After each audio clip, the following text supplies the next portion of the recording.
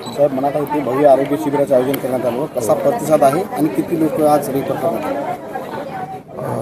मनाठा येथील आरोग्य शिबिरामध्ये जवळजवळ OPD म्हणलं तर 800-850 रुग्णांची OPD झाली.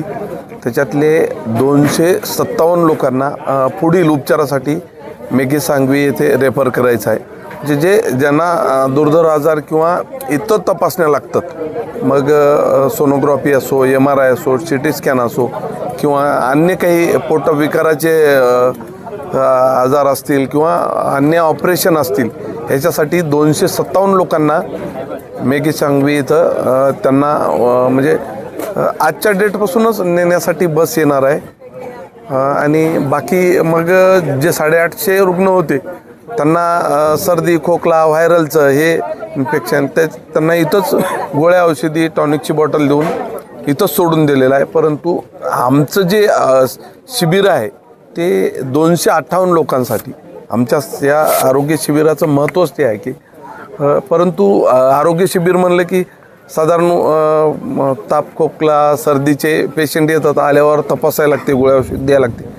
परंतु मेजर ज्यांच्यावर सर्जरी किंवा पुढील उपचार करायचे ते असे 257 लोकांनी इथं निघालेले आहेत आणि त्यांना शेवटच्या माणसापर्यंत त्यांच्यावर उपचार केला जाईल असं या आरोग्य शिबिराचं फलित आहे. नाही, आपलं शिबिर ही कंटिन्यू चालू आहे.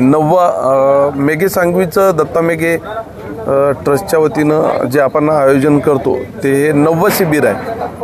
आणि याच्या अगोदरसुद्धा आपण कंटिन्यू 18 शिबिर घेतले होते नेत्र तपासणीचे.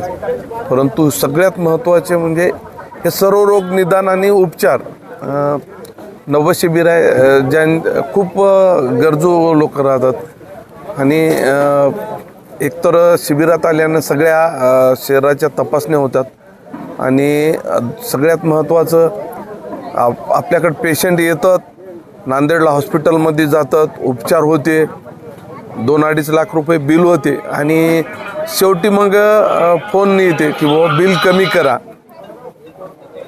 तर आपण किती बिल कमी करू शकणार आहोत? 10-20 हजार. या शिबिरात गेलं म्हणजे 5-5 लाख रुपयापर्यंत मोफत उपचार होते. हेच या शिबिरातून मला संदेश द्यायचा आहे. आणि जास्तीत जास्त पुढंसुद्धा आता पुढच्या 1-2-3 महिन्याच्या आत पुढचं शिबिर आहे. त्या शिबिरामध्ये सुद्धा त्याची लवकरच तारीख आपल्याला दिली जाईल.